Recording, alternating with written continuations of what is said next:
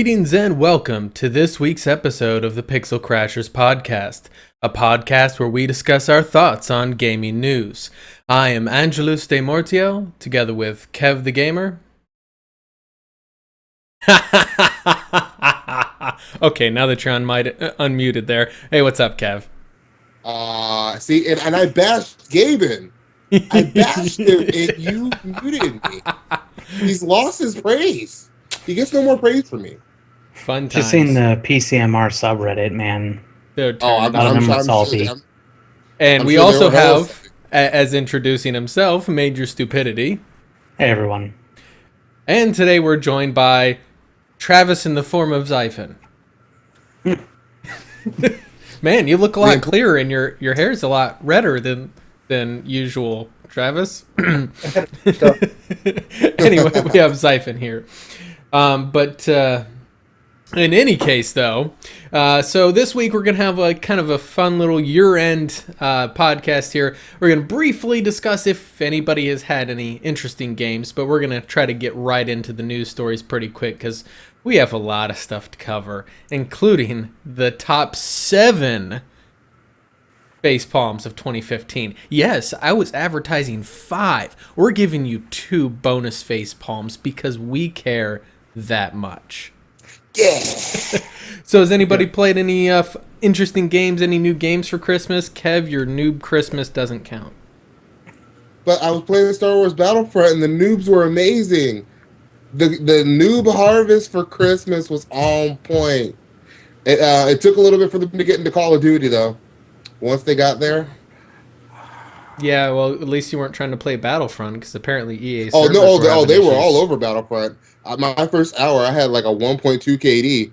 I played like 5 Battlefront's probably full of noobs because everyone who plays it for more than a few hours just drops it. They're like, nope. No, actually, the game is a lot of fun. It just lacks the content. That's the biggest problem I have with it. Lacks content. The shooting looks awful. The shooting is great. It looks horrible. Which are you talking about? Yeah, Battlefront. Yeah, Battlefront. No recoil. The guns have some of those guns have a lot of recoil. It just depends. And I don't like the random spread. Once again, I forgot to reconfigure the damn chat, so all the stuff that people are putting in YouTube is not showing up again. I'll fix that momentarily, guys. Don't worry. But yes, so Battlefront. I like it. I'm glad I bought it for my son, though. It looks. And I told him to go out there and get wrecked. He's being brought in as a Christmas noob, and I told him to go get leveled up on and deal with it. Well, that seems kind of mean. So you're more or less throwing your own son out on the chopping block. And you're the chopping block. No, I'm not. No, I'm just watching. I'm telling him, watch your mini map. That's how you get better. You get your ass kicked a few times, like everybody else does. As a noob, and you get better. Obviously, he goes in there, starts with Call of Duty, and goes in like split screen. And it's just like, are you ready to get owned? I don't think Black Ops 3 has split screen. I don't think it does. Oh. I only have one DualShock 4, so it don't matter anyway. I am buying another one. Anyway, oh yeah, well, and then apparently DualShock 4 is on par with mouse. By the way, guys, announcement to everybody, everybody that was ever wondering. Yes, DualShock 4, according to some console players on PS4, is apparently on par with mouse as far as it was according to it was one guy who was being a peasant on the Warframe forum. Let's be honest about it. It was one guy being a peasant. Even most console players acknowledge the mouse is more precise. Like, this was just one guy being a moron. That was all it is. Right, and that's what I'm saying. Not all console players are peasants, but this particular guy is a peasant. Yeah. That's definitely something that's an amazing, like, what? What? Mm-hmm. Like, I couldn't even comprehend what he was saying there. None of us could. Like, I saw that just doing on the PCMR subreddit. Let everybody have a laugh at it. Exactly. But let's go ahead and get into our stories here. And we'll get moving right along here. So our first one is a little bit of business news. So, the boring numbers and stuff like that here. But NVIDIA, their high-end GPUs see a price increase by 15% in Chinese market Chinese markets, which, by the way, China is the number one market for high-end graphics cards. And this hasn't affected North America or Canada.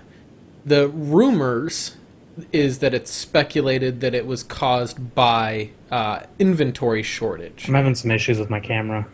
Yeah, I see. Yeah, you apparently are. Guys are. It keeps locking up. I keep stuttering. What's going on? Well, let's let him introduce the story, why don't we? Yes. In any case, though, so they say that this is caused by inventory shortages, which that's possible, but can that really be believed? I mean, that seems a little convenient, because let's be honest, NVIDIA said nothing about an inventory shortage officially, and to be honest with you, since when did they need to justify upping their prices? Like, when was the last time you heard of an NVIDIA shortage? Like, NVIDIA does what they want to do because we're NVIDIA. Yeah. When the Kepler chip came out, the 600 series, this has led to the Titan name, their new Kepler chip. They had a shortage of that, and they did not have the high-end chips out right away. The reason why is because Oak Ridge Computing, they bought out in the entirety of the GK110's opening stock for their Titan supercomputer, and which NVIDIA eventually used the name for their top-end graphics card when they rebuilt their stock.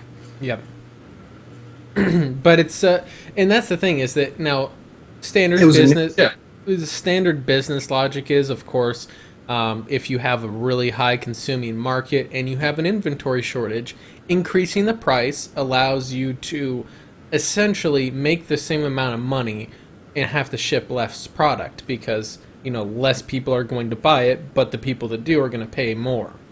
So in a certain logical fashion, that does make some sense, but at the same time, like I said, usually they're pretty open about that stuff. That's why is it only in China? It's because you don't hear about it in Europe or the U.S. What's up? Because they would lose a lot more sales in the U.S. if they did. I don't know. Let's just hope AMD steps their game up because I want to see that competition. I'd like to see AMD get them sales. Yeah, that's the thing is that obviously this wouldn't be the least shady thing not the most shady thing that NVIDIA has done. Let's be honest. But at the same time, like I said, they usually are pretty open. They're like, hey, yes, we're having a shortage. I'm still hurting over the 3.5 gigs of VRAM, only because I have a 970.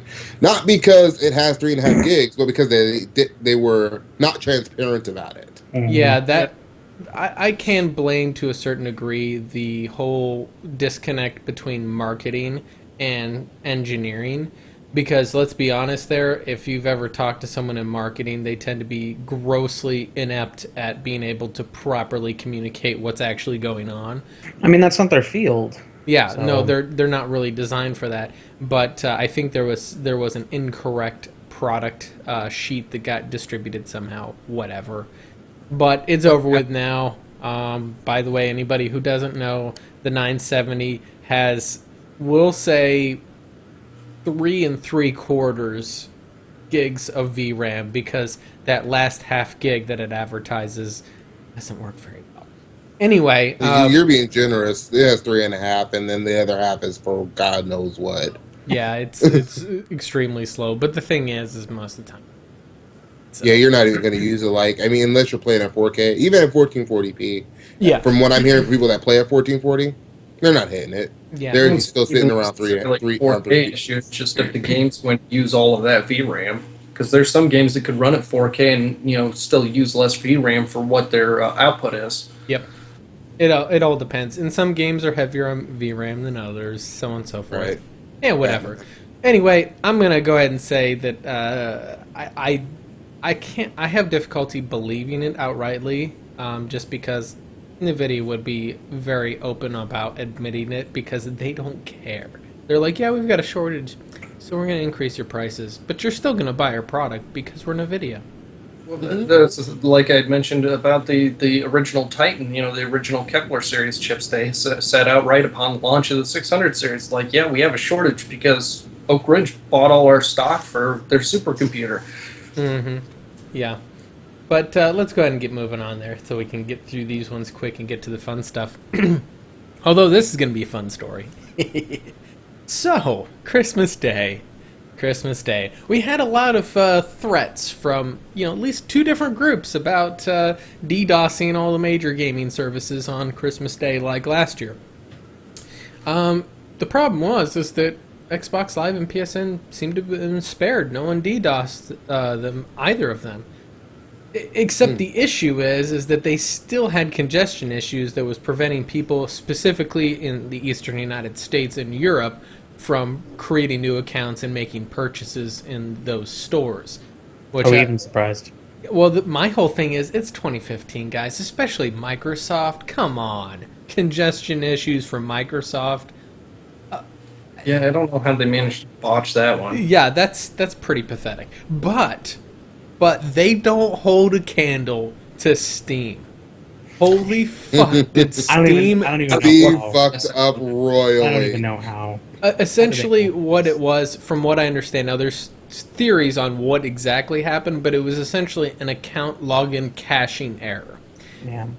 But here's my thing, is if it caches your login in a server, that seems really kind of Bad? a poor choice. If it stores it locally on a machine, yes, there are some security risks to that, but I mean, this bypassed the 2-factor authentication. Essentially what happened is if you tried to go into a store, go into the Steam store or certain areas of Steam, it would randomly log you in and show you logged in as another user. Fortunately enough, it didn't seem like anybody was able to actually purchase or do anything in there. Yeah, from what I heard, whenever you tried to attempt to purchase, it would still register as you, and it would be like you're trying to access someone else's thing. Yeah, and it wouldn't really let you. Well, and Steam quickly shut down those areas while they got it figured out. But it was still, this was personal information being just. You could see account history, purchase history, probably like last 4 of credit card number, that sort of thing. I got into there on someone else's account before I had heard about the story. I was in first as a Russian guy and thought my account was stolen. I refreshed the page and then I came back as Chinese. Yeah, and I couldn't see anything. First of all, I couldn't read it, but when I finally got it back to English, it was back on my account, but I couldn't see anything really. I couldn't make out what was really going on. Yeah. And it was a couple hours later when I found out what had happened. I don't know, my account's fine. I checked my purchase history and everything, changed my passwords just to be safe. All good. It sucks that Steam did that. I'm not giving Steam a pass here, but I'm saying my account is fine. This type of thing is unacceptable. Unacceptable. It really is. Just ludicrous. How do they let something like this happen? I hope it's somebody just had a massive brain fart. My thing from a security perspective is, where are you caching these things that somehow the wires got crossed and logging people in? Now, someone had a theory, and now someone was like, I know that Total Biscuit was very clear that, if someone's claiming that this is because of a DDoS, they don't know how a DDoS works, and I would not agree, because essentially, this isn't a DDoS. Well, no. Let me explain. That is not a DDoS. It's an account logging caching error. However, what a DDoS can do is sometimes corrupt session IDs for logged in users into a service. I don't necessarily think it would have done this, though. Because the idea originally, as I've said before, whenever you DDoS somebody, the original intent was to kind of muck up the works so you could exploit certain vulnerabilities. Well, those vulnerabilities are all but gone. They've been long since patched out of pretty much everything. So now a DDoS is just more or less a child throwing a temper tantrum and, bringing down a stream or whatever. Or in the case of Lizard Squad, just they want to feel like God. I don't know. Honestly, I'm not entirely certain what their whole thing accomplishes. Hey, you need to improve security, and to prove your security's bad, we're going to DDoS you. It doesn't really. But that's not a security thing. Yeah, exactly. That's why they said it is for the lulz. That's what they just want to feel like a god. Maybe, I don't know, or a troll, whatever. Phantom Squad's big talk, obviously, apparently didn't pan out. Which, by the way, as I found out digging into it a little bit, as last week apparently somebody from Lizard Squad liked our stream. Disturbing in its own way, but as I dug into it more, apparently Lizard Squad doesn't think too highly of Phantom Squad, as they were more or less saying like, "Oh, we don't think you're gonna bring down anything." Nah, and guess what? Phantom Squad didn't. They claimed that they didn't do anything because they wanted everybody to enjoy Christmas. But I think that they tried and failed to DDoS one of the gaming services and realized that, oh yeah, they've started to kind of figure out how you guys are doing this. Or they tried an archaic method of DDoSing like SYN flooding, and that's pretty well defended against nowadays, so who knows. Anyway. Yeah, like I was on Xbox and PlayStation on Christmas throughout the day. Yeah, now West Coast, or western half of the United, in fact, 2/3 of the western United States was fine. It was only pretty much New England in the United States and then Central Europe that were having issues. I think Europe is that they have less servers set up because it's not as big of a gaming market as the United States is. But still, that's, I don't know. I'm on the East Coast, but I missed out on that one because I haven't really used my Xbox for much in a couple of years. Yeah, all the real gamers haven't in a long time either. Except for Kev. This peasant here. My PC still beats on everybody here. I'm okay.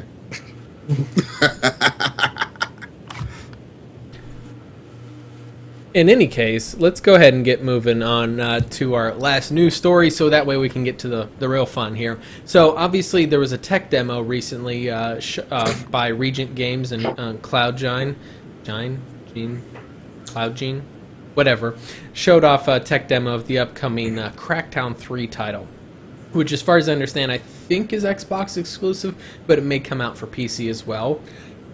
The unique thing of this game is essentially it is really going to utilize all of Microsoft's guns, so to speak, because it actually takes advantage of the Azure cloud computing platform.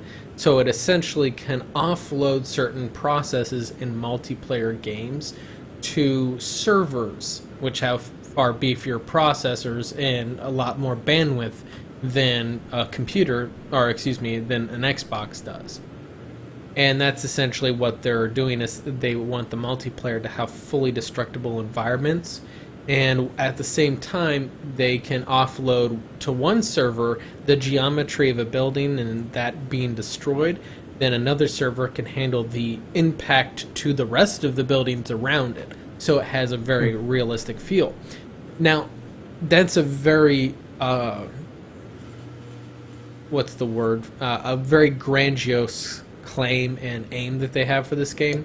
But if it's some Peter Molyneux shit here. Yeah, but if it's successful, do you guys think this is going to change the way that gaming is done? Like in the future, like other multiplayers might start looking at this and being like, "Wow, we can do so much more." I'm thinking about the connection you're going to have to take advantage of this. It's no. Before we go there, it's not the... So, okay, you know in Battlefield, right? How, like Battlefield 3, I don't know if they did this in Battlefield 4. Battlefield 4 has slightly less destruction. Well, no, not destruction. Level? I'm talking about the actual, like, having game servers that you, join in on. Yeah, Battlefield 4 has that. Well, you're joining in on a game server. It's not peer-to-peer matchmaking. Mm-hmm. Pair that with, since the session is being hosted on the server, you connect to the server. That server is part of a cluster of other servers right next to it that have high connection with each other. At that point, calculations are handled by other servers. There's one server that's hosting the game, another server that's processing this computing item, another server it's doing another thing, and they all kind of conjoin together. So when you join into that server hosting the match, you see all of this stuff that is essentially normally calculated by your console is now being calculated by servers. So you don't necessarily have to be, super high internet connection, just your normal one that you would need for a dedicated server, which is decent. You're going to need probably at least, I would say, 10 meg down and at least a couple of meg up, or at least 1 meg up, so that way you can get that nice response time. The latency is going to be the big thing. So if you have like cable or a lot of DSL has super low latency, then you're good. But if you've got something like cellular or satellite internet that has above 100 milliseconds ping on its latency, then you're going to be noticing some problems. You're probably going to want to play this on a hardwired connection too, because Wi-Fi is going to be trash. This feels like something that it's going to be very cool in concept, and when it works, it's going to be great. But I get the feeling that it's going to have issues constantly. Like, I have a feeling like people are constantly going to having latency issues or any other types of issues with it. It feels unreliable. I don't know. Well, like, you got to think of what information's going back and forth on there. Your signal sending up to them is going to be relatively simple, so the lower up speed will be okay. Because you've got more or less, I'm shooting weapon A at XYZ coordinates. That's the information it's got to put up there, and the gaming server already has what is at XYZ coordinates. Yes. Is it a destructible door? Yeah. So when it figures that out, it calculates it, what is being shot at, it's weapon A, what coordinates, so it's going to put holes in that door according to the XYZ coordinates. So that's very simple up information. Down information is going to be quite a bit more complicated and require the higher download bandwidth that most people have. But I think what it's going to come down to is how they do their compression, how well they work it out, because of course there's going to be a lot of stuff going on all throughout the gaming environment, simultaneously, especially if you have a lot of players in a given lobby. Here's the nice thing about that, and this is what I'm going to say is probably going to be done, how they do their compression. Since you just imagine it like you're walking into a party, you don't have to yourself micromanage the waiters and the table. You don't have to hold up all of the tables. You don't have to move all of the dishes around yourself. That's all handled for you. You just walk into the party, eat your food, get drunk, and you're good. That's what's kind of going on here, is that what the end user will be seeing is just one server out of the cluster. So the high bandwidth definitely needs to happen between all of the servers in the cluster, which, as far as I understand from the Azure platform, it does. It's one thing they might do. As Zufo in Twitch said, you're basically getting a rendered screenshot of all of the crap that's going on, many times per second. Yeah, that's a perfect example of a way to look at it, and that's how it's going to be. Hopefully 60. Honestly, Crackdown 2. I don't think it'll be 60 on console. I feel it may be, because the graphics have never been super crazy high on this, but since the fact that the graphics are all being offloaded, it potentially could be. And this is obviously that's something to think about too. So what is the console doing then? It's at that point essentially just a stream box. The thing is it's going to get compressed information downloading to it, so it's still going to have to work on some rendering. It's just its physics rendering load is going to be a lot less. It's more or less your skinned images is what it's going to render you off of the compressed signal that it receives.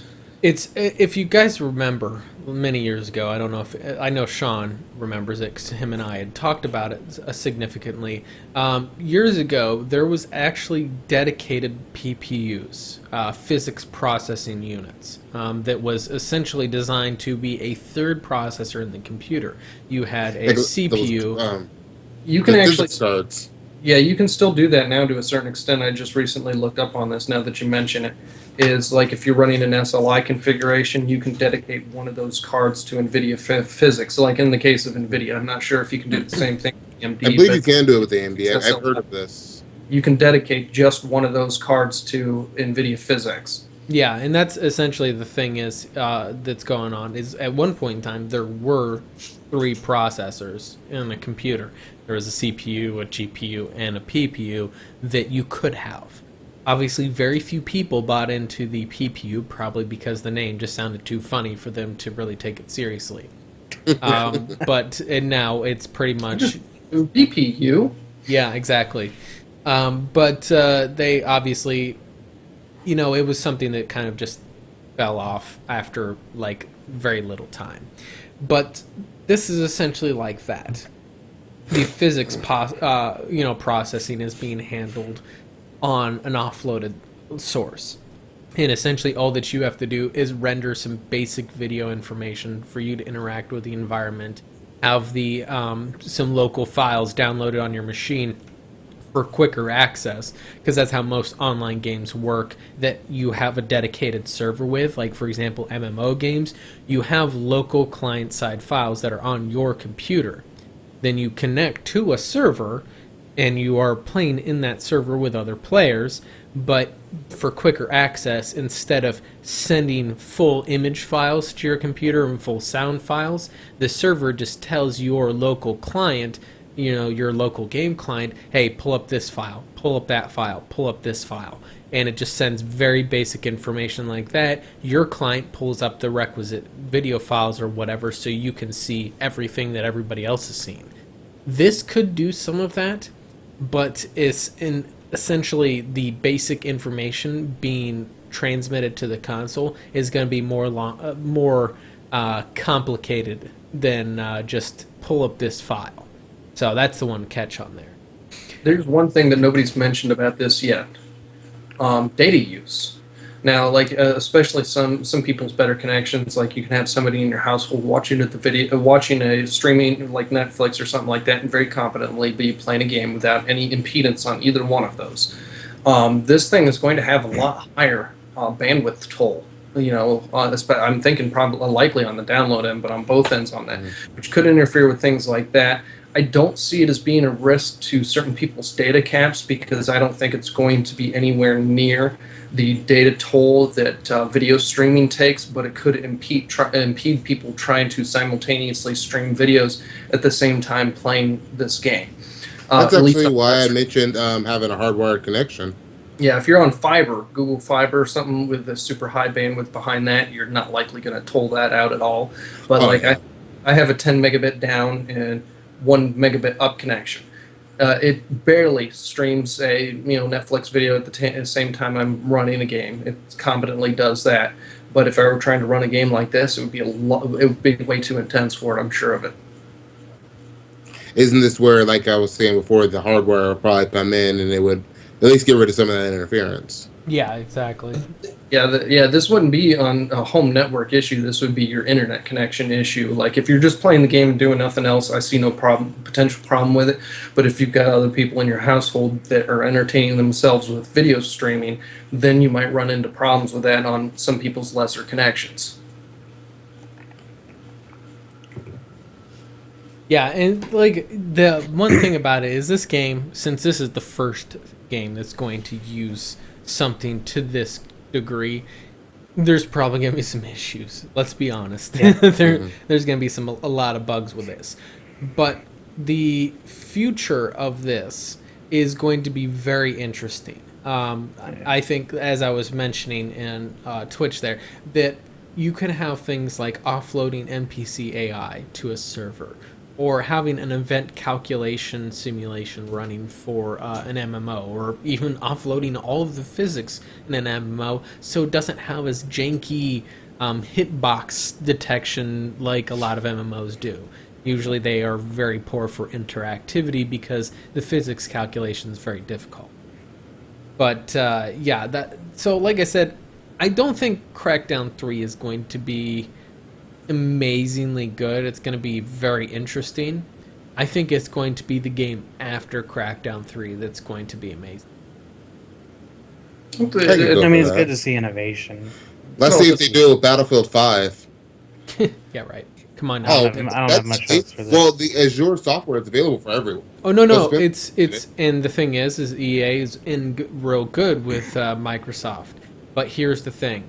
Microsoft is going to really want this to stand out on Xbox, or at least Windows 10 possibly as well. They won't want it on PS4. Battlefield. Spencer actually came out earlier this week and said he doesn't have a problem with it on PS4. Who, Phil Says it's free Spencer? to everyone. Yes, he did. It's not free. The Azure cloud is definitely not free. No. Not I that it was free, have an but that Azure he developer could use account. it. I know that it's not free. Oh, no, I wasn't saying it was free. I was saying that he said anybody is free to use it. Yeah, okay. Well, the thing is that they would. I think what it is that they would probably have to set up their own development platforms with it. Because, like I said, I feel like the Xbox and Windows 10, Microsoft wants something to distinctify it from other gaming platforms. And I think this possibly could be it. Could be it.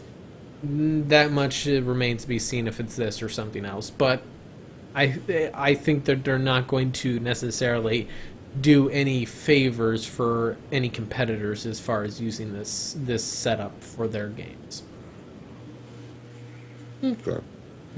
Yeah, I mean, good that's point. potential. If I was Sony, why would I rely on using my competitors' services?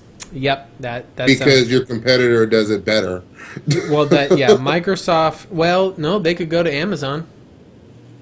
I'm just saying. Sony Yeah, could- but that's still kind of a competitor if we're talking about immediate yeah, output, though. but Sony is not in the cloud game, and Amazon's cloud services is their bank. That's where they make their money. Like I heard it's anybody, really good, but I didn't know it was any better than Microsoft. they've been doing it a lot longer than Azure's been around. Yeah, like honestly, just don't know. in cloud services, Amazon is number one. If and I actually, truth be told, whenever I got laid off from my job a little while ago, I turned down a job from Amazon because they initially said that they would have cultural differences with me, and then later on came back with a different offer, and I declined on there. But it wasn't necessarily bad. There was too many other factors, not the job, that didn't seem right to me. Aside from that, though, Amazon has like just for the Northwest region, I think like 3 data centers that all are dedicated to cloud computing platforms, and it's huge. But like, you think one of those data centers costs probably $1 billion. One. Like, Whoa. and the operating cost alone is probably enormous. But like I said, that is where they make their bread and butter. That is their biggest seller. Yeah, Amazon should bring out a cloud computing console that literally just has basically a simple video codec on the console. Haven't they been kind of delving into gaming already? Like, not hardcore gaming, but they've been like the Fire TV or whatever.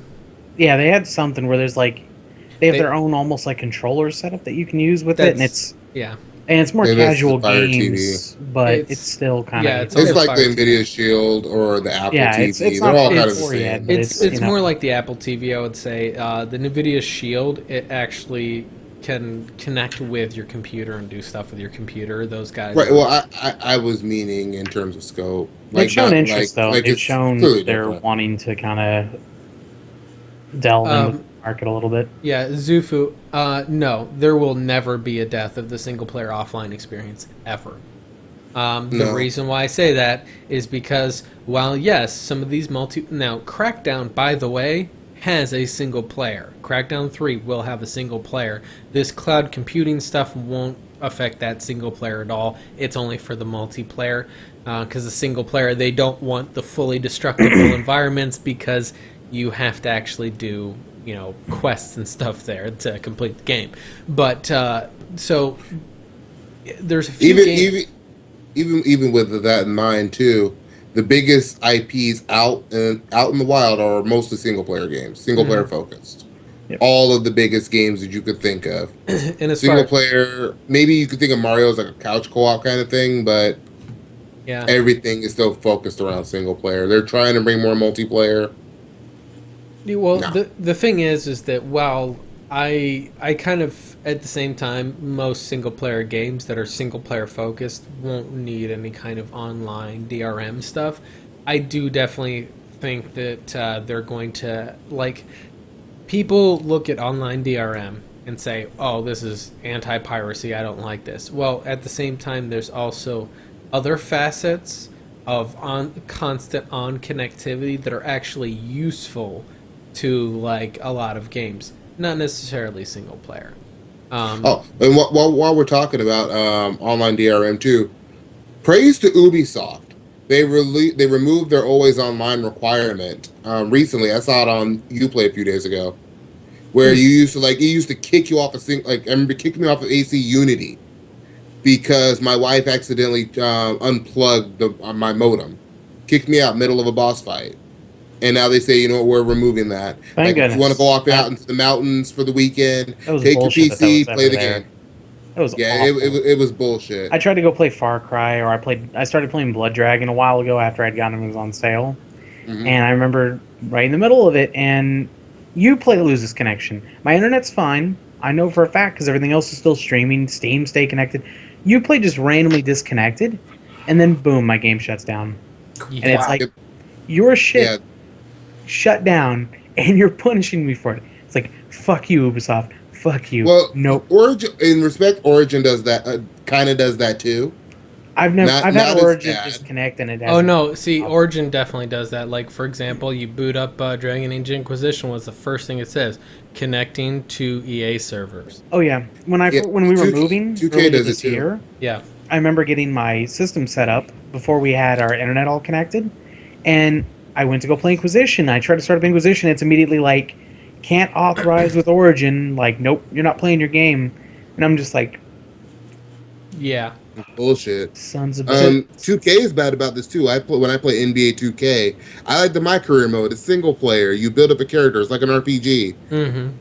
You have to connect to 2K servers in order to play it for fucking single player. Yeah, well, like in a multiplayer game, as I was saying before, like single player, I'm not too keen on a lot of the always-on stuff. I don't really see how it has any use. Multiplayer, though, always online has so much potential. I mean, you're going to be playing multiplayer anyway, so it's like, always online is not as big an issue. Like Warframe, it's like, Warframe you have to be connected to the internet, but it's like, you're not really going to play it as a solo game. Like multiplayer game, straight out. I mean, it's like kind of when I say always on, I mean stuff like like what more particular to consoles, because PC does it, but chances are high that your PC is going to be on the internet all the time anyway, so it's not a big of a deal.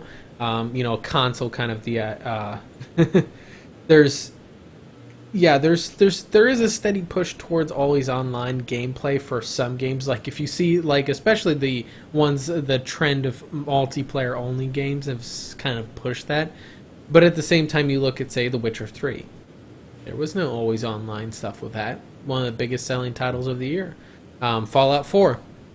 No always online there.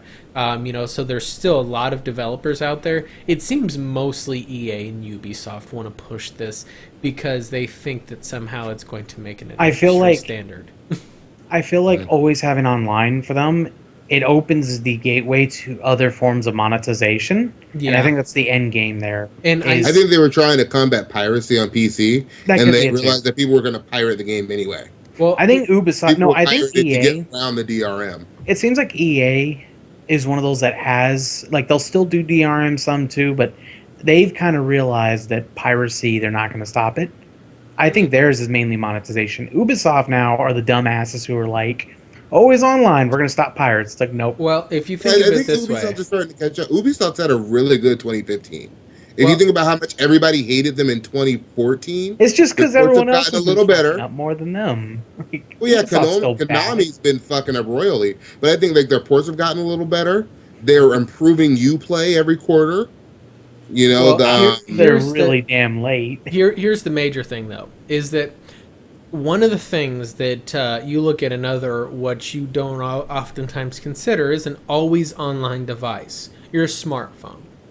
So smartphones have some benefits to being always online, like they can update your email or send you notifications from Facebook, blah, blah, blah. But also, they have another useful benefit, not useful to you, but useful to Google or Apple, for monetization platforms. They can track your usage and what you're doing to better target ads towards you.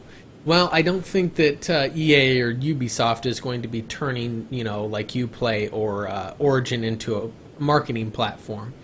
I think that what they will try to do is market sales platforms for their games and advertisement platforms for their games based off of metadata collected from users, which Always Online helps them do that. How long are these guys playing this in one sitting? How many times a week do they load up this game? How long do they play it before they quit? That sort of thing helps them determine, really what it's how they can better sell the game, how they can cleverly market things, like saying, "Oh, you can get so lost in this game," and create a whole ad campaign about how you can lose years of your I'm sure life. they have their ideas about it. Yeah, it's kind of like those little surveys they ask you for missions after Assassin's Creed. One of those kinds of things, you mean? Yeah. And I will point out to Zufo, by the way, leaked alpha footage on a really horribly compressed gameplay footage of a guy who was obviously really horrible at playing the gameplay. I actually watched the videos, the leaked videos from the Division alpha. That is not representative of the end game. I do, however, suspect it's Ubisoft and something's going to be fucked up because it's Ubisoft. So they still haven't cleared the woods as far as me being suspicious of them. Let's all remember the train wreck that is the crew. Now, I did play the alpha on Xbox One, and there is a downgrade, but I'm keeping in mind that it is the Xbox One. I'm ready to see what the PC version looks like. It's not just that. It was Xbox One, and it was really horribly compressed. I don't think it was actual. Now, some people were saying that the game looked better than what that footage. Some people were saying that it looked worse, and I was like, which is it? No, but the game looks better than those compressed images, but the images in game were a bit compressed. Yeah. The other thing about it too is that the people were saying, "Oh, this game kind of looks janky and boring." No, the motherfucker playing it was stupid. And here's the more important thing. He was probably a little kid. So I shouldn't say he's stupid. He's just not. He hasn't learned a whole lot yet. Because when you think about it, since everybody was under NDA while playing that alpha, who's going to be the first person who gives no fucks or doesn't even really understand an NDA for that matter? A little kid. Yep. And a 9-year-old. And furthermore, who's least likely to be legally culpable? And they could come after the parents, but that would probably not be a very good story for them publicity-wise. So, yeah, they don't want to do that. Yeah. The best thing they can do is say, "You know what, kid, you're not getting any more alphas and betas out of us." Yeah, I will point out, as Zufo made a good point, is I'll wait for the review of the game. I'm sure as hell not pre-ordering the Division because you never Watch Dogs. Who pre-orders other than this peasant Kev here? Well, I will pre-order Mass Effect Andromeda like a motherfucker. I won't pre-order. I'll pre-order Dragon Age, but no, the last game I haven't pre-ordered anything. I'm not pre-ordering another Dragon Age after Inquisition. No. I said I pre-ordered Dragon Age. I didn't say I'm pre-ordering the next one. I did. I'm trying to remember the last game I pre-ordered. It's been a while. Well, it makes no sense on PC because again, there's no such thing as shortages on digital content. You know, I did. I take that back. The Uncharted collection, I did pre-order that like 2 days before it came out because I'm part of the Best Buy Gamers Club. You get $10 back, and then $15 off if you pre-order it and buy new. So I'm like, I get the discount. See, like if they gave discounts for pre-ordering, okay, but I hate the current system because it's literally, hey, trust us to make a game that works at launch, with the wide history of AAA games that are broken at launch. Trust us and give us your money in advance, and in return, we will give you token bullshit that you will just completely gloss over in your game. I totally agree with you. Yeah, it's definitely an abusive relationship. With that Best Buy Club, and I do it with that Best Buy Club and only on console games. It should be like you want us to take have the battered risk. wife syndrome. That's all I'm saying. Yes. It's like if you want us to take the risk of buying the game early before knowing anything, give a discount. It's like don't sit there and straight up like it pays full price early, huh? Yep. We're trustworthy. Like, I nope. paid full price anyway. Last game I paid full price for was Watch Dogs. Yep, but let's go ahead and get this segued into the main event of the evening here, since we're now 45 minutes in. The big event, of which people are probably here to actually watch, is the top 5 plus 2 biggest face palms of 2015. We added it. We couldn't decide on which of the actual ones to do it. Now, these aren't going to be in necessarily order, although the last one we are going to do of these top ones is going to be the actual top one, as voted by the majority of me, Joe, and Kev. Kev's vote Spoilers, doesn't you count. probably all know what it is. Well, Yeah, spoiler. I got outvoted. We were close. Basically, we flipped the last 2 around. Yeah, pretty much. But in any case, though, the rest of them aren't necessarily in any order. It's just, I don't know. I randomly just put them in that order because Kev and I were the only 2 that actually had a full ranking list, and our ranking list didn't match. Ranking lists are arbitrary. Yes. In any case, let's go ahead and Well, get started. you and I are really the ones that produced the show. Joe kind of shows up. But I contribute. so. Oh, we're not saying you don't contribute. But I'm saying okay, I'm saying okay, Morty and children. I contribute make my- pre-game work. Okay, children. I contribute my cunning and my wit. It's okay. It's okay, sweetie. I'm just saying, me and Morty do most of the pre-show stuff. So That's fine. let's go Morty ahead does and a lot get more than I to do. number 7 on the list, Kev. We know you need to feel validated. I That's need nice. my validation. Yes. We went in knowing you 2 would do all the work because it's like I'm not producing videos. Pretty much. That's true. And our 4th seems to be a randomly changing spawn point anyway. So anyway, number 7 on our top 7 facepalm moments of 2015 is Machinima, with the YouTubers that are found to be getting paid to endorse the Xbox One and failing to disclose it at any point, apparently forgetting that paid advertisement is regulated by the FTC. Whoops! Why did it take so long for people to discover this? Because they were doing this at launch of the Xbox One 2 years ago. Yeah. And they didn't catch it for like a year and a half. They didn't catch it for a year and a half, and then finally the FTC investigated. And wait a minute, these guys are getting paid for this, and they're not disclosing it? Yeah, you need to fucking disclose your advertisement. 1, 2, the IRS is coming for you. Mm-hmm. Yeah, exactly. And then Machinima tried to disavow all knowledge.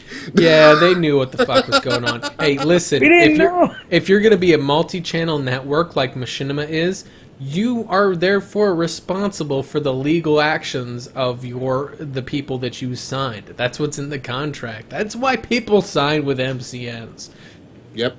Ah, yes. But as a person with an MCN, they don't do shit for you anyway. Not Yeah, unless so- you're oh. not unless you're the top 1% of YouTubers, in which case they do. Right. Exactly. It's like every MCN, unless you're a part of, I might say Curse. Curse seems to do a little bit more for their guys, but the rest of them, they don't give a fuck. They just want to sit back, let you do all the work, and collect the money for you. See, if they were Yep. smart, they would know that if you had good, like if they were selective in who they chose for the channels, like researched you and said, "Oh yeah, you've got good quality content. We're Like they going to used to sign do. you. Yeah, Gotta we're going to sworn them sign in. you, and then we will actually promote you and actually try to get more viewers and more subscribers to your content because it increases both parties' revenue." Mm-hmm. In any case, yes. I could have sworn this whole thing was last year. I'm surprised. No, it's it this was year. actually this year. It was early this They year, caught wasn't it? it this year. Yeah, early this year, 'Cause I like remember this, early yeah. spring. Yeah. Early spring, but the actual promotions were happening in December of 2013. You know, I Yeah, think I a lot remember of it very well. I think a lot of it was a bunch of people went into this with just being completely ignorant of the actual, like what the FTC had written down as needed to be for full disclosure. A lot of them just went in, just were like totally ignorant of it and didn't even think about it. Well, I Yeah. think Doesn't it make it depends. all right. I I'm think- just saying, like I think a so lot some of of the them just, like, people that I've seen actually do it are genuine fans of Xbox. yeah, Yeah. that's But it. Like I don't think any that's of it what was sucks about it. disingenuous. It was just they didn't bother to look into it to what they needed to do for full disclosure. They didn't even think about it. Like they just went in and were like, okay.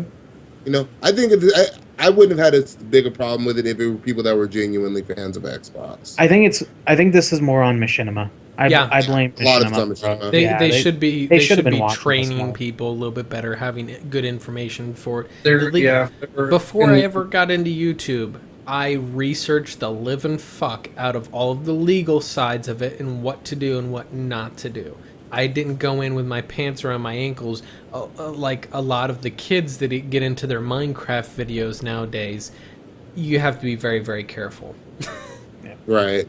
But just real quick note, if everybody notices, yes, there is some latency on it, but there is actually a unified chat in the middle of the stream. So if you see someone talking, you can actually respond to them, even if you are on one of the other services. Like, if you see someone like, the guy in that's talking on Twitch, Zufu there, and you see his messages pop up in the center chat, you can actually respond to him even on YouTube, and he will see it just after a couple seconds. Anyway, let's get to number 6. Number 6 goes to our wonderfully favorite monopolistic and Nazi-ish company, Apple. So there was obviously some real world tension with racial stuff still going on. A lot of places, especially with white cops shooting black people. But there was also the whole thing with the Confederate flag, where Apple, in our respect to where we're going, Apple pulling every single app from the App Store that had a Confederate flag displayed at any point on it, which they then put it back up a short time later because they realized it was stupid. The irony is, of course, they cited the racial tensions for an attempt to whitewash history. See what I did there? Panicking over compensation. Throw your car into a skid. Just start whipping the wheel around all over the place. That'll solve the problem. Yeah, it's like you do realize that the Confederate flag is not inherently evil. It's not It's not inherently racist. You know what this reminds me of? It reminds me of that episode of Futurama where they were going to the headquarters, the bureaucrats' headquarters, and they see the one guy in a little hover scooter barely going along, and he's like, "Look out, I'm about to crash into you." And he's like way off in the distance, barely going towards them. And he's like flipping out. And he's like, "No, we're close." This is what Apple did. They were just like, flipping out. They were like, "Oh my God." I feel like they're trying too hard to be politically correct. Yeah, and the thing is that here's the thing, ladies and gentlemen, is that whenever you remove shit like that from history, guess what happens? Then nobody learns about it. And then what happens? They do it again. Yeah, beyond that too, it's like political correctness is not politically correct. Like, it just pisses people off. Yeah, that's like part of it is Apple appeals to the young demographic or the real mainstream demographic. Let's be honest, the majority of their purchasers are probably white, which is the comical part of it. But so yeah, I think they felt pressured. Like they feel like their audience are the types who are super, social justice warriors. Hate to use that term, but that's what I think they feel like their demographic is. Mm-hmm. So I think they jumped at this because they felt like that was what their demographic would want. Yeah, that's what I think happened. Apple has definitely been losing its luster in a lot of ways, and this one seemed like their desperate ploy for trying to exert some sort of newsworthy buzz on oh my gosh, there's current events going on. Let's do something on our end to show that we're on board with whatever blah blah blah. You know what? I think it was just flexing muscle as a demonstration of power to remind people they're the true overlords of technology. Bullshit. Give it 10 years. Give it 10 years and Google will buy Apple. Mark my words. Yeah, facts. Google will take over in about 10 to 15 years. I agree. Yeah, because let's be honest, we don't even realize how much control Google has. Right now, this chair I'm sitting on actually has Google code written into it. I don't know this yet, but when in 10 years, they're going to activate their AI and it's going to try to kill me. Mm-hmm. Oh no, our kids, they're fed Google chips in their lunches at school. We keep blaming. Thing is, I'm pretty sure Google is releasing Google Skynet. Women, we keep blaming it on the water. No, it's on Google. Google's going to change their name in about 5 years to Cyberdyne Systems. No, they're Actually- just going to change their icon to the big middle finger. There already is a Cyberdyne Systems, by Yeah, the way. funny note, there actually is a company called Cyberdyne Systems Nice. that makes robotics. Specifically robotic prosthetics, the hybrid assistive limb, Yes. also known as HAL. Yes. What are you doing, Dave? I'm pretty certain I told you that was years ago that I Yeah, found that you story. introduced Wow. it to me. that was great. I was like, oh my god, that's so fantastic. Oh, we're all gonna die. Anyway, moving on. Number 5 on our list is television in the television industry, and oh my god, how fucking stupid can you be? Law and Order Special Victims Unit. The episode titled "The Intimidation Game" was a complete study in incoherency when TV show tried to, and miserably failed, to sum up the Gamergate movement with It was- comically inaccurate gamer stereotypes. Oh, there's Yeah. so much cringe. I Yeah. actually wasn't like I wasn't even mad about that. I I was was more mad laughing about too the much. gamer outrage. Yeah, I laughed at it. Like I remember I did a video about I- this when it first came out. I I'm like, almost- I don't see the big deal. Like, Yeah. Yeah, they I said will stupid admit- shit. People say stupid shit all the time. I will admit, going into it, I was pretty sure that this is what was going to happen. I didn't expect it Yeah. to be any good.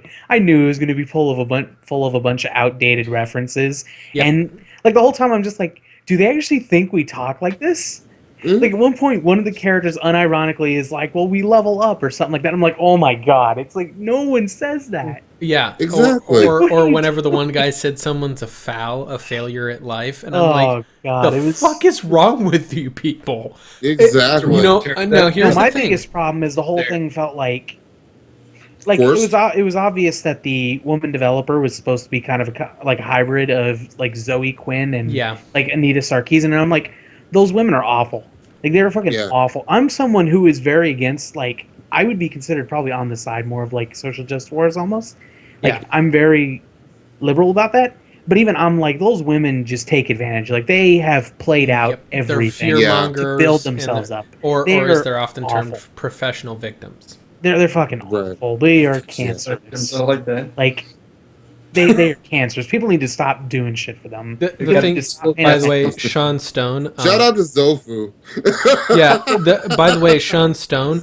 The funny thing about this episode is that while there actually was no mention of Mountain Dew, they're not even that up to date. Where they were talking about Mountain Dew and Doritos. I'm not advertising.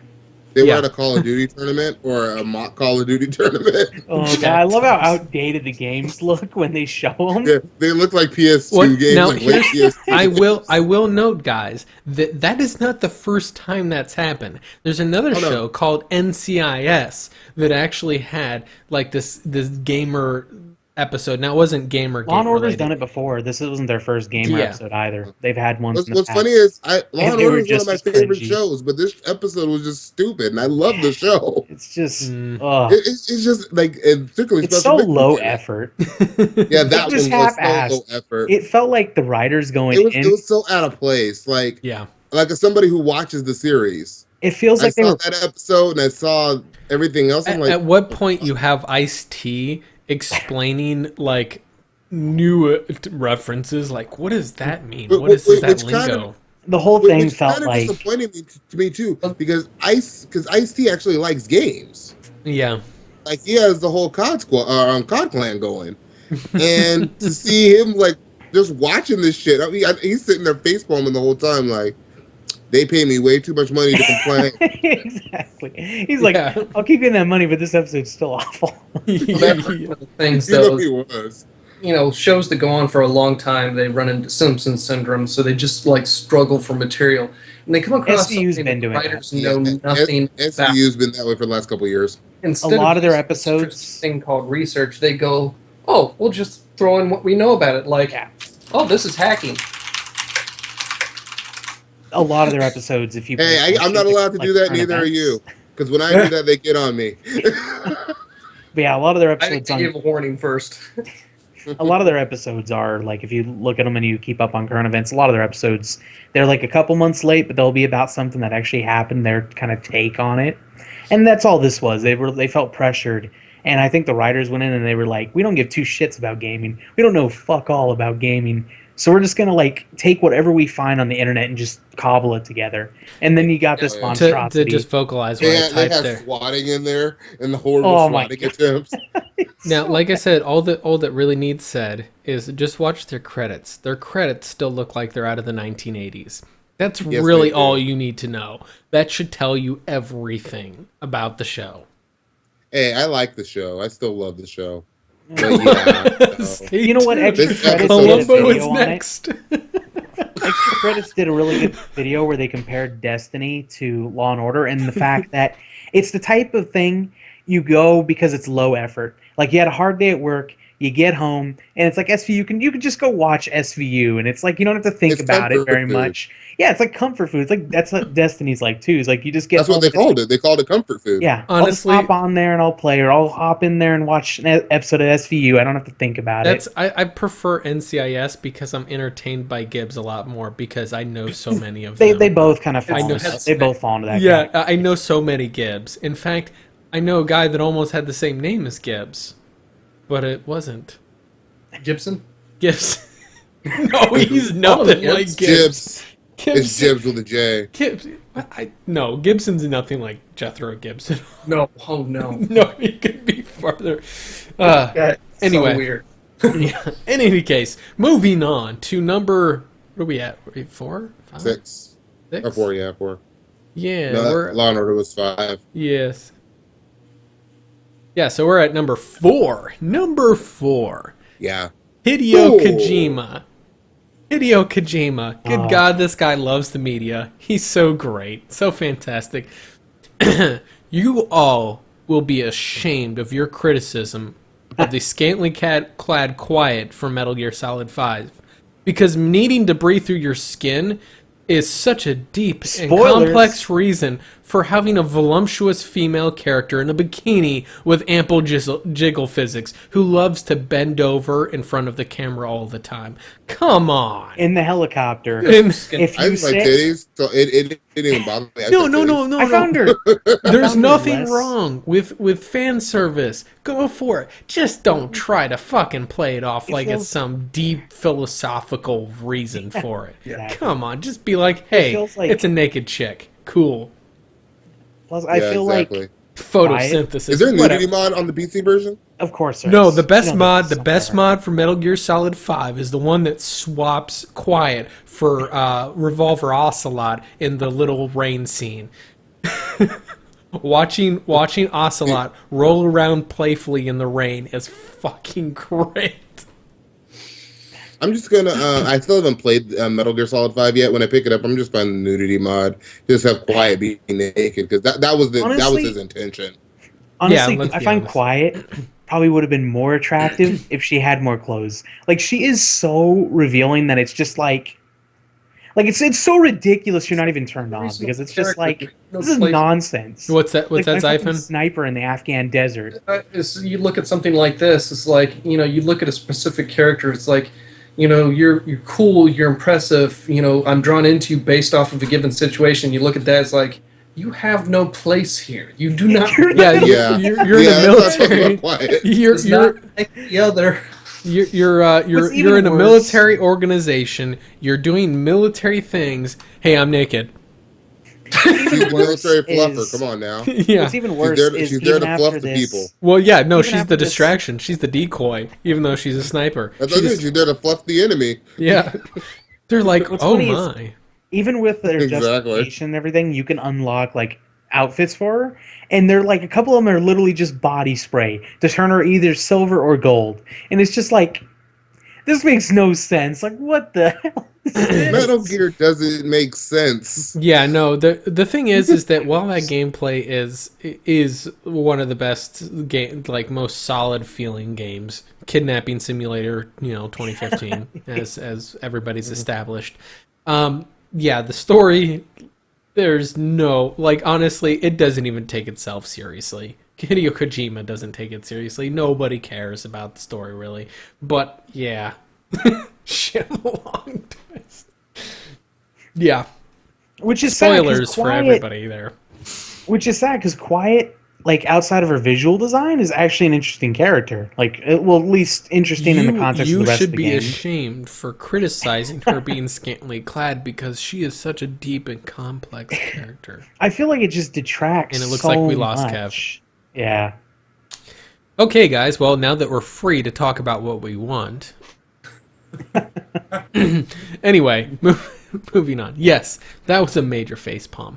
Now here, let's get to Joe's favorite one. Number 3 on the list. Overkill games. Oh, Adding microtransactions to Payday 2 after explicitly saying multiple times they would never do anything of the sort. You said Wow. the magic word, microtransactions. well, Go, Joe. It's just, it's so bad. Well, the worst part is not only was it's a combination of several factors. It's even after first of all, not only were these microtransactions introduced, they were introduced at the end of a thing called the Crime Fest that they have yearly. And it's an event where players are supposed to complete arbitrary challenges in-game to unlock rewards. These microtransactions came as a reward at the end of the fest. Basically, you guys went and basically had to grind out these arbitrary challenges we set up as a way to get more people playing our game, and your reward is fucking microtransactions. And Your reward is pay us money. it's not only that, but then it's stuff like it's all skins, but then they attach attribute bonuses and stat bonuses to the skins that are set up in a way where the people who play like the highest difficulty, take for example, you have an enemy who dies and 2 shots to a weapon because it has 80 health. You can get your weapon up to 40 damage. When these skins were introduced, they rebalanced a lot of the weapons so that even with everything like min-maxed, your damage caps at like 39. The skin gives you just enough boost to go over that little threshold you need to hit the 2-shot. Like, it drove the min-maxers crazy because you needed the skins to min-max. Yeah. And then just you could get skins for weapons that you had to buy because they were DLC even if you didn't own them. So you had to pay for the drill to open up the safe, and you could get a skin that you couldn't even use because you didn't own the DLC for the weapon. And then, like, the community backlash at them, their entire answer to that was just arrogance. They were sitting there like, we know what's best for our game. And they basically were just like, fuck you guys. We're going to do what we want. And at one point they were literally just like, we're getting a bunch of money from this. Apparently you guys like it enough to pay us money, so fuck you. That was their answer. It was just everything about it. Yep. Their reaction to it, it was a train wreck. Yeah, I don't know what they're doing. It was so bad, and then they tried to defend it was just Their defense was literally, we're making a bunch of money off this. yeah. Jiggle physics. I realize I mistyped that. Jiggle with a J. Anyway, sorry. Sidetrack. Chat, all that. Yes, that was probably one. And the thing is, Overkill, they made God damn it, what's the other game that they make? What? What's the other major game that Overkill makes? Um, Don't they make Borderlands? No, that's 2K. Oh yeah, no, I can't remember. Anyway, Overkill's only really with Payday. Payday's their big money maker. A lot of it is, I believe, before the game was launched, they weren't like they were bought out after the game was launched, I believe, and they're actually owned by a Starbreeze Studios. So they have actual shareholders. I forget where in like Sweden, I think it is their central office. But I feel like a lot of this happened simply because the shareholders just came in and started, pushing for more profit, more income, and they decided this was the best way to go about it. yeah, yeah, and that's at what point you choose your business over your fans. Oh yeah, they just took a shit all over their fans. Yeah. What's worse is if they had introduced these skins after like the Crime Fest, like they hadn't introduced them as a reward, and they introduced these skins, and they didn't tie stat bonuses to them. Mm-hmm. I don't think it would have been as bad. I don't think the outrage would have been nearly as bad. It's the fact that they attached stats to it and then gave it as a reward. Like, Yeah. reward is you can pay us more money. Just And then their reaction to it, they're just bullshitting. Like, Kev is looking really pasty over there. I know he was having issues. He's taking a nap, guys. He was really cwanky. He dropped out for the overkill segment. He was like, "I'm not gonna get a word in edgewise." He's not even gonna. I'm trying to delay because the next one is his story. He needs to. We'll just GTFO. go on to another one. Like, skip over it for now. But the other one's even more important. Yeah. Oh, yeah. Maybe you could rearrange them a little bit. Yeah. Maybe something. Does that work? No, that just kills that. Anyway, so Kev just looks pasty, and and hopefully we'll be back at some point. Abandon her. Here, we'll do this. Goodbye, Kev. Now I may Huh? No, I mean, have a screen. let's talk Destiny. No, don't Destiny. No, don't do that. Don't do that. Destiny's Destiny. There's not much more to say about that. There's not much more to say. The Taken King is how Destiny was originally meant to be, but you have to pay $110. Yeah, it's like it's a complete game now. Not a very good one. But Honorable it's at mention. complete. Let's do honorable mentions before we move on. That's what we'll do. Destiny: The Taken King, 2015 Facepalm, because yes, We completed the game, everyone. Pay Yeah. us another $60 to get the rest of it. yeah. Hey, pretty everybody! Thanks for opting in to pay us, $60 for our paid beta, where we had you test the game for about a year. We finished the rest of it. Yeah, You just pay us another $60, and you can have the rest of it. but for Christmas time, which wasn't really for Christmas, it was for the Star Wars launch. You could do swoop bike racing. Like, They make my Destiny's head hurt Destiny. so much. Ugh. Bungie, they're not what they used to be when they owned Halo. I don't think Bungie's ever been that great. Well, maybe they were way back in before Halo, but Bungie's been kind of meh for a long time now, honestly.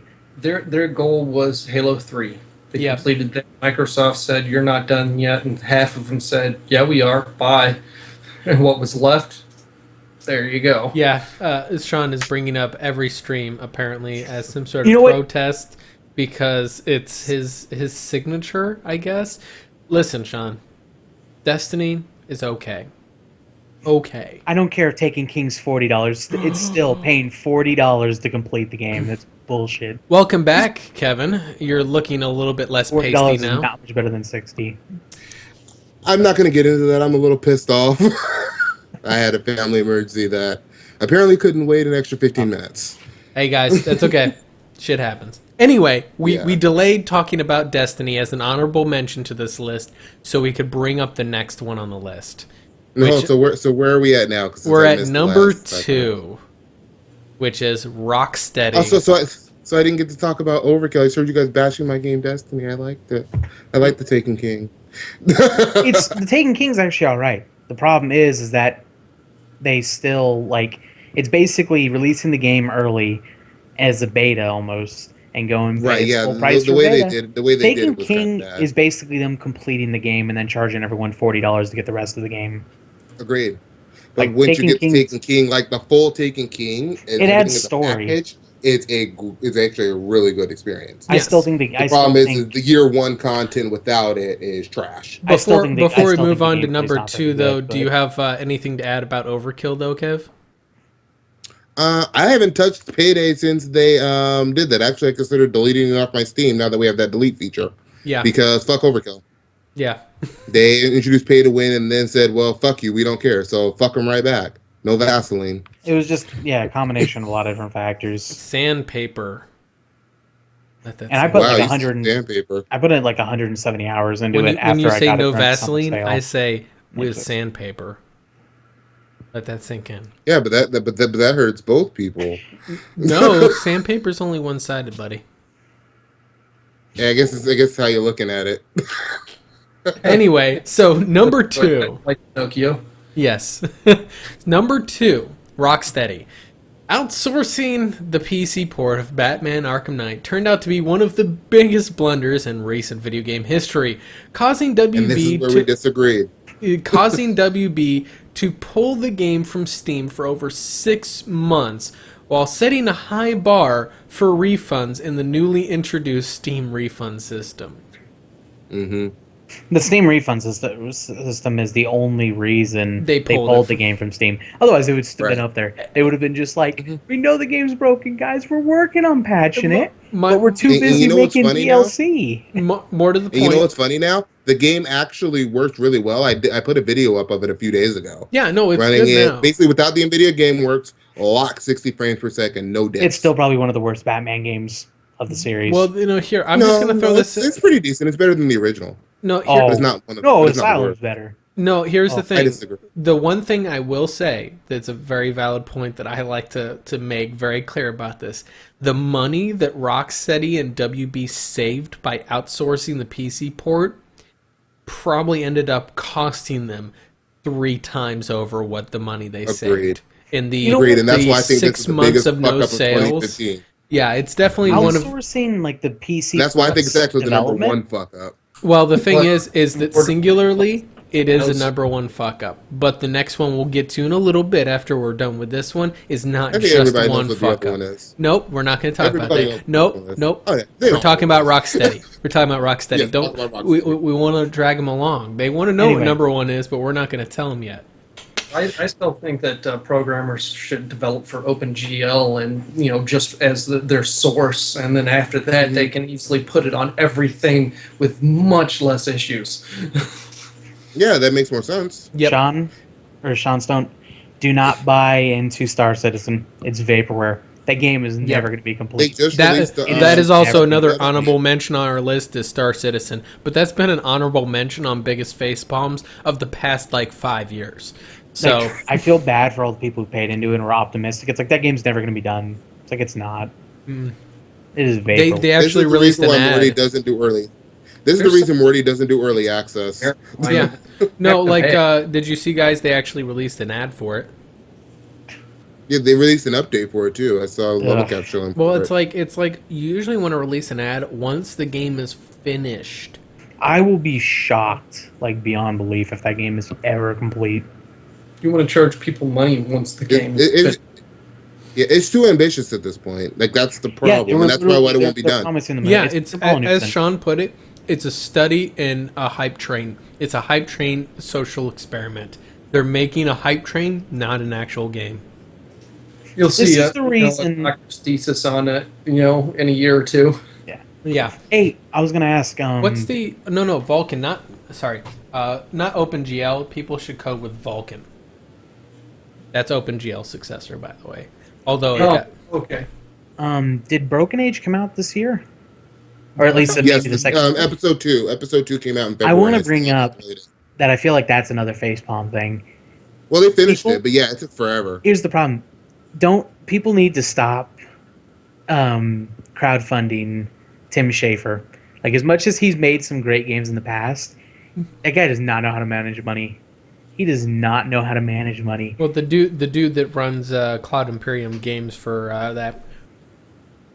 I've heard rumors. There's been never anything substantiated, so everybody clear. It's rumors that he's not exactly the best at project management either. So I think there's so many problems there, and then I noticed it's just how one of- after the problems with Broken Age, they finally are announcing, "Oh, we're making Psychonauts 2, guys. We're gonna cash in on your, demand for nostalgia fodder."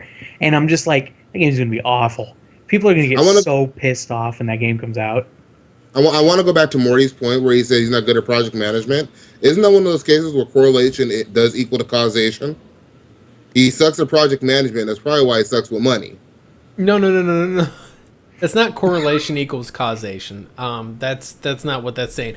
It's what's known as a tributary. Essentially, he's not good at project management. Therefore, he's not going to be good at managing the money for a project, because managing a project includes managing the budget for a project. So Right, it's not correlation. It's deductive. Correlation equals causation. That's never true. Yeah. Correlation can be simultaneous with causation, which is simply coincidental. But Yeah. correlation is like we have A plus B and then there's C, but we don't know if A plus B actually equals C. Causation is we know A plus B equals C. Yeah. Well, it's more or less saying that this causes this, and then you say something else also causes this. Therefore, those first two things are the same, and that's not how it works. But in any case, though, Cloud Imperium Games, Schaefer, yeah, they're probably not the people that you should be giving your money. Because, like, especially the highest package in freaking Star Citizen's like what, 10,000 or 20? it's ridiculous. That game $20,000 to get everything. I feel so bad. That game's Oh. nasty. Like, And you I want know all at the that people point who it's a are- money grab. Like, all the people who are like excited for Psychonauts 2, I'm just like, I loved Psychonauts. It's a great game. Psychonauts 2, it is not going to be as good as you think it is. Don't crowdfund into it. Just I'm don't. glad I never played Psychonauts. I don't even know what kind It's of game a it is. great game, but you know What what? kind of game is it? Kind of one part third-person shooter, one part like platformer. Like it's very much kind of an action adventure kind of game. The main I thing got is it out of a Humble Bundle and just never touched it. you should go play it. Like it is a great art style combined with a very kind of wacky kind of sense of humor. Like it's a very surreal kind of game. But you know what you guys should crowdfund? Our new campaign for Get Joe on Twitch. All proceeds starting go Dark Souls. You can do to a whole getting Dark Joe on Souls Twitch. series. We can get him playing Dark Souls and Lords of the Fallen, and maybe we can get a fund to get him a PS4 and Bloodborne. He can play that. Yeah. But more You don't want them silky smooth 21 frames a second, Joe? You elitist. I think a more important crowdfund would be get Death Shroud a gaming computer so he doesn't have to work all this overtime to afford one. Yeah, Get him pretty off that much. damn potato. Get him off that potato so that Xaiphen doesn't have to sit in his spot. He's waiting to get his tax return. Yeah. Gaming rigs are expensive. Well, to get into the game is If you build it from the ground up from nothing, it is a significant initial investment. that's the most expensive. Get part. Joe But on a once you do that, platform. the minimum. Sean, Yes, exactly. Sean Stone has $50 down on getting you on Better some not. kind of platform, be it YouTube, Twitch, Hitbox, whatever you pick. You just need to be on some. You know what? You can just talk about whatever you want. You can play a video game while you're talking about, You don't have to how play the video you don't game. like Just the turn on your color webcam. green. You don't have to play a video game. Just turn on your webcam. I told him he has Twitter now, so I want to turn him into a net personality. But in any case, so let's get moving on to. Microtransaction news. Yes, let's get on to number one. Now, number one is not a singular event, unlike Arkham Knight, which was probably the biggest singular facepalm of 2015. However, as a culmination of multiple slightly smaller facepalms, culminating into the ultimate perfection of facepalm goodness, is Konami. I mean, Fuck Konami! PT was this year, right? Yep, that Yes. was this Like, let's year. just talk So about was that alone. So was Silent Hills. So was the report of their prison-like work environments. So was the controversy with Hideo Kojima and the VGAs. Silent Let's not forget about the VGAs. Yeah, the VGAs. Like oh Silent my! Hills was literally their ticket to just money, and they just for Yeah, some that reason was. were like, we don't want to make money, so we're just gonna throw it in the trash. PT also looked like a good ticket of money. Fuck it, we don't care. Konami. People would have literally just eaten out of their hands for Silent Hills. Like the fan base was rabid for that game. Like, And you know what's they funny? could have done no. Is Todd Howard just jumped on that same level of hype and said, "Ooh, we can get people hyped off of this shit." Yeah. Fallout 4. Fallout 4. Because fuck y'all. Todd And that- Howard did everything right that Konami fucked up with. The thing is like I said, Konami, it's pretty much been like every goddamn month there's a new story of fuck Konami for one thing or another. I think their higher ups have all come down with mental disorders, They're just simultaneously. I think it even I think comes they've down to the all gone janitorial insane. staff. No, they I think they're they- run by the janitorial staff. No, I'm going to throw out a theory. It's not Konami's not actually Japanese. They're actually North Korean. They're run by Kim Jong-un right now, by the way. That's all I'm going to say. You know what probably happened Facts. is I bet there was like a fume leak in their like executive offices at one point. I bet half their executive staff is brain dead. The other half come down with, like lead It's on poisoning. the floor drooling.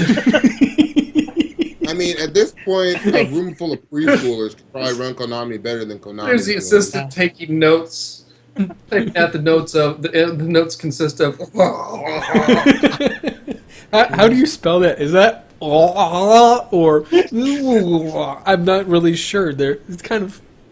I don't speak that language very well. I'm sure a couple goldfish could run Konami better than Konami actually does at this point. Well, with one specific area, they are brilliant at running pachinko machines.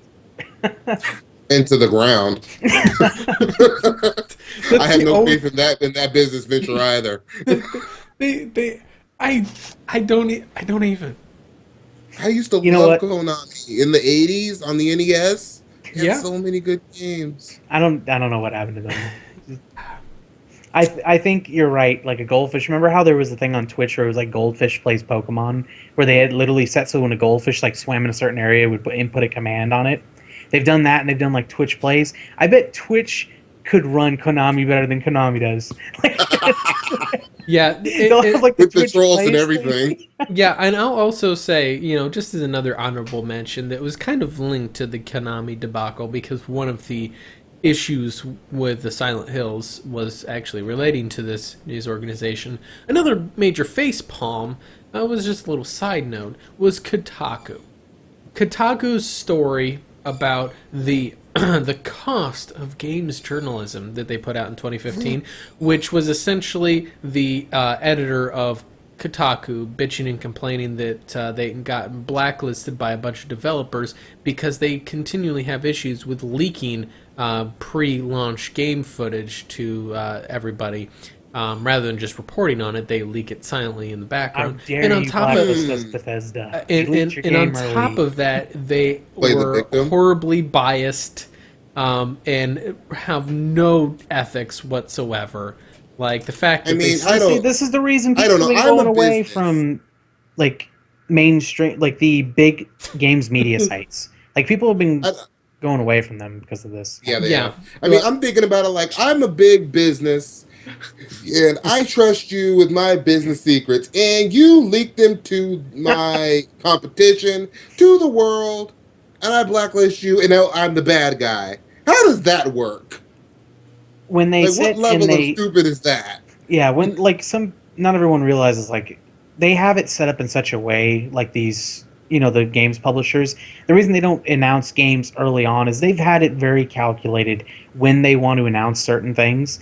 And very particular because they want to create the hype and get people pre-ordering and get people buying day one. And when you leak stuff like this, it throws a wrench in that works and it messes up their whole entire plan. Like they have everything planned out day to day how they're going to hype this thing. Well, it's not just for pushing pre-orders. Even without pushing the whole pre-order. Well, just anticipation of the title in general. Yeah, just to drive up like the marketing teams of any of those companies, even if they're not trying to pull any bullshit with microtransactions. They have a carefully calculated marketing scheme on how they want to do it. They also might give a developer a very early build of the game that has a bug, or during the play of the game, there's a bug that's found that they fix before it launches. Because there were times, once upon a time, whenever a games journalist would actually get a chance to look at the game earlier on than now. Usually now they have only a month left. The reason for that is because a lot of games journalists, they leaked footage that was way too early to be leaked. Like an alpha from The Division, even though that wasn't games journalism. But Kotaku had a story about it. Kotaku I like Kotaku to an extent, but I just don't trust them. The fact that they still have Nathan Grayson employed there, I have absolutely no... Wasn't that the dude that smashed Zoe Quinn or whatever? That was the dude that was reporting on Zoe Quinn while he was screwing her. Kind of the epitome of lack of evidence or ethics. Polygon, Kotaku, all of them. Yeah, IGN's not much better either. GameSpot's about the only one that I notice is pretty even keel, honestly. Yeah, they still have their... I find it funny that IGN will flat out lie. The funny thing is, Zufu is right on the mark because he said that Kotaku is like TMZ. Well, guess what? Kotaku's owned by Gawker, and if you know what Gawker is, you know they're pretty much TMZ. So what I was saying is IGN will flat out lie to you, and it's funny. Actually, I called them out on this like a month ago. Mm-hmm. and they arrogant. And the dude that wrote the article, I made a video about it. Arrogantly kind of said, "Nah, no, you don't know what you're talking about." Like, no, I'm like, the proof is in the pudding. You're feeding out misinformation. No, no. Like, they're so arrogant about it. Like, you're arrogant about stupidity. Yeah, that most stupid people are the arrogant ones, because if you're smart enough to know that you don't know everything, usually aren't nearly as arrogant. Mm-hmm. Sort of. Although when you get to a certain level of intelligence, you usually start to believe that you're the only person that knows anything. Whatever. Moving on. So that was our top 7 with some honorable mentions and some slight interruptions of stuff of 2015. Do you have any other face palms that you thought ranked on the list that weren't mentioned? Definitely throw some. Yeah. I brought up Double Fine and Tim Schafer. Do not give him money. Yeah, I remember Jesse Cox went on a rant, man, because of the same stuff. It's just like, this guy is preying on your nostalgia. Do not give him money. I don't care how much you liked Psychonauts. Psychonauts 2 is only announced because he's like, we need more money. Time to feed on the nostalgia. Don't do it. This is Lucas. This is basically George Lucas again. Like, are you talking about with the Kingdom of the Crystal Skull or whatever, the Indiana Jones? Like bending Indiana Jones over the over. It's literally like, he's not going to make something you're going to get pissed off. Like, this is basically the Star Wars prequels in gaming right here. Like, Psychonauts 2 is going to come out and it's going to be a Phantom Menace. It's going to be Attack of the Clones. Remember how much you hated those? Don't fund him. I like just the reference to Phantom Menace. That means 2 things. Anyway, let's go ahead and get to our final thoughts on there. Obviously, if anybody else watching this video post-prod after we're live, and you have any ones that you want to add, feel free to comment in the video down below and let us know. But as far as everything else, go ahead. We're going to go around the room, give our final thoughts, chivalry, and all that good stuff. Kev, go ahead and let's get started with you. Hey everybody, Kev the Gamer here. If you're watching on Morty's channel or on the live stream, you can check out my link, of course, in the description below. Which is also in the Twitch chat. Yes. The Christmas noobs were amazing. Thank you, noobs, for making me feel good. I'm going to be beating on you again tomorrow evening on Star Wars Battlefront on Xbox One. So if anybody wants to join me, we can come stomp some noobs together. Console peasant. Other than well, there are no new Christmas noobs on PC. I don't find them. I get stomped when I try to find Christmas noobs on PC. They know better. Well, they're there for the Steam winter sales. Maybe I'm just playing the wrong games. I don't know. Even I took advantage of people buying games on the Christmas sales, because I went into Dark Souls 2 and, man, all the summon signs. It's like, I forgot the game was on sale. Got all these people who bought it. So we just go with our OP build and just start wrecking people? I like it. Yeah, I'm waiting to invade them so I can go and murder them and treat them to, this is Dark Souls. Like, prepare to be invaded and be stabbed in the back. And he's going to do it on Twitch. You all heard it here first. I'm going to chirp. Sean, Xaiphen, go ahead and give Shout out to Sean Stone for quoting Biggie in the chat. Like, whoa, that was out of nowhere. My final thoughts. Yeah, he was. Stuff. I've got a YouTube channel. I have not kept up with it for a while. There's a couple of videos if you want to go back and see those if you haven't watched them already. As my name says, Xaiphen, Xai. I can't even spell my own name. It's there. Just look at it. It's up on the screen. I don't have it. We'll try to remember to put it in the archive in the video description. Yeah, I think I have it in the video description on YouTube. Although I don't have it saved in my little quick template thing for Nightbot on Twitch, so I can't do my little quick shortcut post. My desktop is working on some maintenance services right now, so I have been off on making videos. I'm going to try to get back to that. Other than that, I've been creating public layouts for Steam controller layouts for a handful of games like Warframe, the desktop. There's one game that nobody's made a layout for in the community, Zigfrac, which is it's an interesting, simple, cheap spatial flight sim. I like it. It's it's nice. But yeah, I'm the only one that has a public profile on there, and there's, as I've noticed now, 3 other people who are using it. So apparently, it's helpful to somebody. Yep. So yeah, Okay, if you want Steam, pre-built Steam game bindings, if it's a game I have in my collection, send me a request. On my YouTube channel or something. I don't know. Find a way to get. I have my information on Steam Public. So you should be able to send me messages if you want a specific binding for a game. If I have it in my collection, I'll make it for you.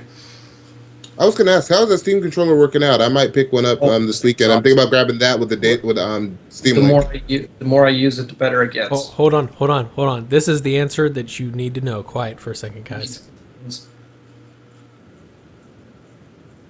That is all you need to know. It plays music when you turn it on. The Steam controller does? Yep. Yes. It's like an old Nokia phone. Nice. Yeah, it plays like polyphonic tones like a Game Boy. Oh, it's fantastic. The nostalgia is real. Speaking of that, I told everybody I did a video on my channel. I got a new case this week. I got the Corsair Spec 01. And when I went it was a little local store, and they had this wall of tech. It was awesome. I took my kids there. I showed them. They had a Game Boy, the original Game Boy. Oh my! From like '85. The giant one. The brick, the brick with the green and black screen. Oh, and I was like, "Whoa!" It made him appreciate, newer consoles. Like even like he's looking like a Vita or a DS. He's like, "How do you play this without thumbsticks?" You use the D-pad. He's like, "There's not enough buttons." Look how far we've come. Yep. Yeah, he really appreciated it. Yeah. And I'm really also appreciating my case. I need to get some LEDs in it, though. Gotta pretty it up. Well, that, and I'll show you guys some pictures. I put my DVD, my optical drive in there, my DVD wrong, because I have some old disc games. And for whatever reason, I cannot put the ROM in front, or so that it like pokes all the way out. So the ROM is like sitting back, or else the front part of the case wouldn't click back on. It's really weird. I'll show you guys pictures when I get to it. But it's almost like the ROM is too big. No, I don't know. That seems like that's how I've always seen them. They always jut out a little bit towards the back. Never. Sometimes it's back about 2 inches. It's been years since I bothered with an optical drive. They're all flush. It should be flush. There may be an alignment issue on that. You may have to put the faceplate on before you put the drive in, or something else like that. Or use screws instead of the quick clips to hold the drive bay in. Yeah, well, maybe. We'll check it out later. But in any case, though, shout out to Sean Stone for thanks for a great year too. You've been in here a lot. You're one of our first viewers whenever we started doing the podcast live. So, thumbs up to you guys. Huh? Good name. I said I'm also a Sean. Good name. Proper spelling. Yes, it's spelled correctly. As it's supposed to be in the confusing, nonsensical Irish spelling of everything, where letters don't mean anything like they're supposed to mean. Anyway, final thoughts for the night there. You guys know me. You're probably watching this on my Twitch or on my YouTube or maybe my Hitbox. I don't think anybody watches my Hitbox. We'll probably end up dropping that. No one uses Hitbox. No, I don't think anybody uses it. I was just trying to blink it out. It's a superior service, but nobody uses it. Yeah, it is actually, like, the thing is the features it has, like, some stuff that Twitch doesn't, that YouTube has. It has stuff that YouTube doesn't have that Twitch does. It's honestly really good. But yeah, there's no viewers on it, so we'll probably end up dropping that off because there's really no reason for it. And yes, correction on there, Quiet does not have giggle physics. Well, she might, but yes, it's jiggle physics. In case anybody was wondering, I can't spell. She's still ridiculous. It's still ridiculous. And the helicopter still stretching. But anyway, guys, if you want a belated Merry Christmas, I posted a video on Christmas Eve for Warframe. If you guys want to check that out on my channel, link is, well, if you're watching this on my YouTube channel, then you already know. If you're on Kev's channel, he'll have a link in the description. If you're on Twitch right now, there's a link to my channel in the chat there, as well as Kev's. Good old times. This has definitely been a fun year. We've been definitely evolving this podcast a lot, and we're going to continue to do so into 2016. 2016 is going to be a big year for our podcast. It's at what point we're actually going to start getting paid stunt doubles to do the podcast for us, so we don't have to. Hopefully, I'll get dedicated mic set up. Something else to think about too. Next week is going to be our 6-month show. Yep. Episode 26. 26 to 52, that's a year. Yep, exactly. Happy New Year. Yeah, Happy New Year to everybody. Hope everybody had a happy holidays. And, we're going to go ahead and sign off for now because we've been on here 10 minutes longer than we really should have. Whoops. Thank you, Christmas noobs. Thank you. I appreciate you. I am grateful for you. Some people, glorious Christmas noobs. Unlike Kev, some people actually prefer a challenge when they play competitive games. I think Christmas noobs because co-op games gives me more people to help. And yes, now that in that respect, I agree with Joe. I get more. I do help the Christmas noobs. I get the challenge of how many of them can I kill at once. As a challenge, I try to kill more each match. Anyway, we're going to sign off for the night here, and we're going to catch you all next week in 2016. We'll catch you guys all in a year from now. Next year on the... Yes, exactly. We'll catch you guys all next year on the Pixel Crashers podcast.